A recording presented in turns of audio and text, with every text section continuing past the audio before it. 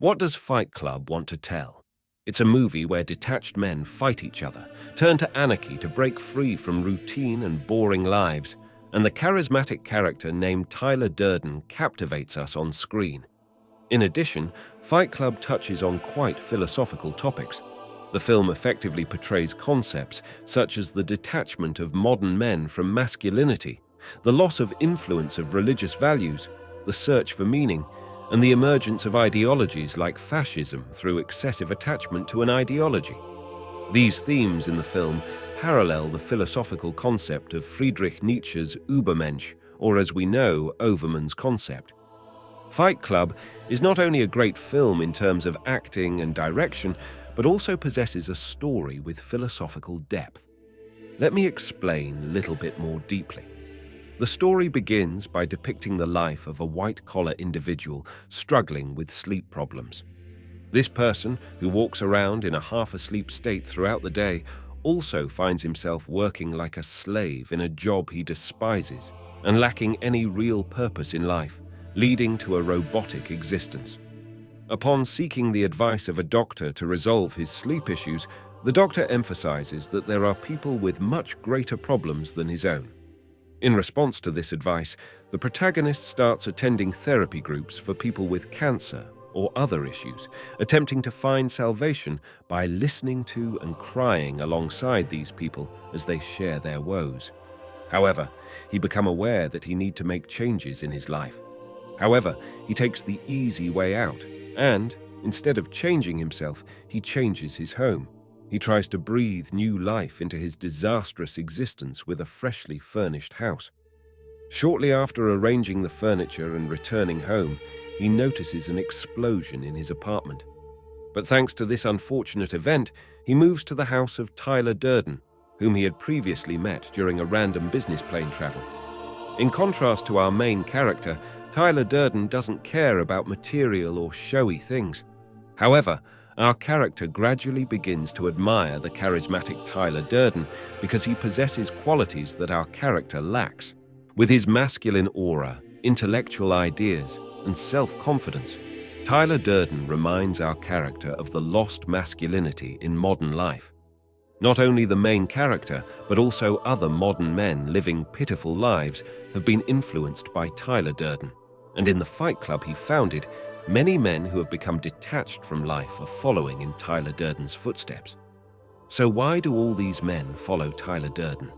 Because Tyler Durden hits them with a painful truth about their lives. The modern man has lost his masculinity, working like a slave in capitalist workplaces, seeking happiness in endless consumer culture, and engaging in a competition of sorrows by crying on each other's shoulders. These men have lost the masculine identity they once had in the past.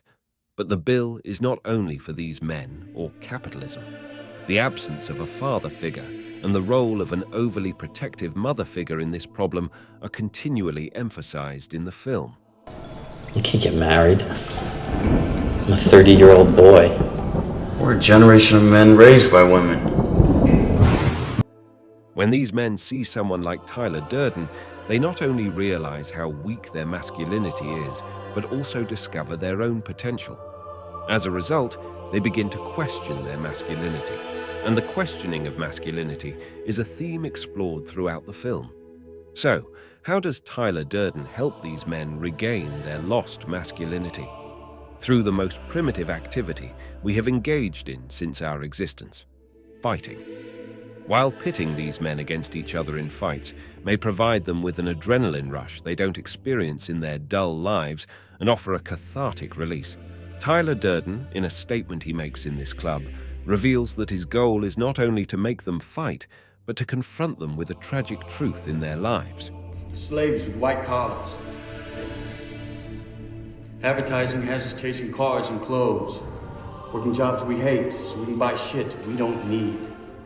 With this eloquent statement, Tyler Durden highlights a spiritual problem he had observed in modern humans, a problem that Friedrich Nietzsche had recognized long ago. In the 19th century, Nietzsche began to question religious values in Western civilizations. When he looked at the Christians around him, he noticed a contradiction between what they believed in and what they practiced. He wondered how a world filled with people who believed in concepts like brotherhood, kindness, and peace, which were the ideals advanced by Jesus, could be so filled with conflict and violence. So, if so many people were believers, who was committing all those sins? Nietzsche realized that the religious, the devout, were the ones who had broken the rules set by their own faith. He pointed out that with the declaration, "God is dead," during the Enlightenment era, religion's influence on societies had now waned. So, how should a person who rejects religious values live their life? This is where the concept of the Übermensch, or Overman, comes into play. The Overman is someone who lives according to their self-created values, rather than adhering to the values imposed by any religion, ideology, or another person. Tyler Durden fits perfectly into this mold. Tyler Durden is a character who declares his own ideas as sacred and dares to dismantle any value in order to realize his own values. He not only leads himself, but also has the ability to lead other people down the path he has opened.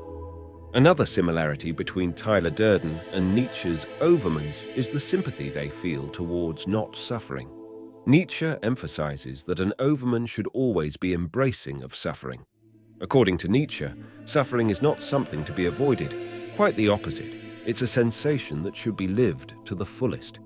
He even suggests that an individual's capacity and potential are proportional to their tolerance for suffering.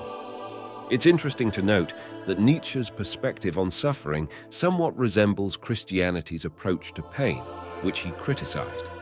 In Christianity, suffering is seen as a path to purification and redemption from sin, while for Nietzsche, enduring suffering is the path to reaching one's potential and becoming an Overman. Durden and Nietzsche argue that suffering has a significant role in human development. Tyler Durden's attitude towards enduring suffering also aligns with the Overman concept. He not only engages in activities with maximum physical pain, but also seems to derive pleasure from the pain, as seen in a scene where he is getting beaten. In fact, when he pours a burning chemical on the hand of our character, what he says is reminiscent of something taken directly from one of Nietzsche's books. Consider the possibility that God does not like you, never wanted you. In all probability, he hates you. This is not the worst thing that can happen. It isn't. We don't need him. In the second half of the film, we confront the dark side of both Tyler Durden and the Overman concept. As more people join the Fight Club, Tyler Durden essentially constructs a kind of cult, and with this army, he initiates anarchic attacks against the capitalist system he perceives as the enemy. He sabotages politicians, launches bomb attacks on corporate chains, and, in short, creates a state of chaos. However, the new system he is in the process of building begins to resemble the very capitalism he despises. Tyler laments the dehumanization caused by capitalism, yet the men in the system he built are becoming increasingly robotic. These individuals who obediently follow Tyler Durden's commands and are gradually becoming more alike may be closer to their past selves, perhaps more masculine, but they are still, in essence, enslaved. Tyler Durden takes this to such an extreme that, just like a capitalist, he begins to open branches where these chaotic actions are carried out in different places. The system Tyler Durden is constructing may not be capitalist, but it is indeed fascist. When we look at history, many fascist dictators, while attempting to dismantle systems they disagreed with, often acted so cruelly that they became another version of the system they hated. These dictators genuinely believed that they would make the world a better place with the cause they believed in before coming to power. However, when we look at the outcome, they have actually made the world worse than it was before. History often repeats itself, and the Overman concept, which is about pursuing one's own values at any cost to achieve a goal, sometimes disregards values such as religion, ethics, and conscience. This philosophy can lead to quite dangerous consequences in some cases. The film brilliantly portrays this, as Tyler has now spiraled out of control and has become even worse than the system he originally opposed, turning into a monstrous figure. Nietzsche must have recognized the dark side of this concept when he said, "Whoever fights monsters should see to it that in the process he does not become a monster. And if you gaze long enough into an abyss, the abyss will gaze back into you."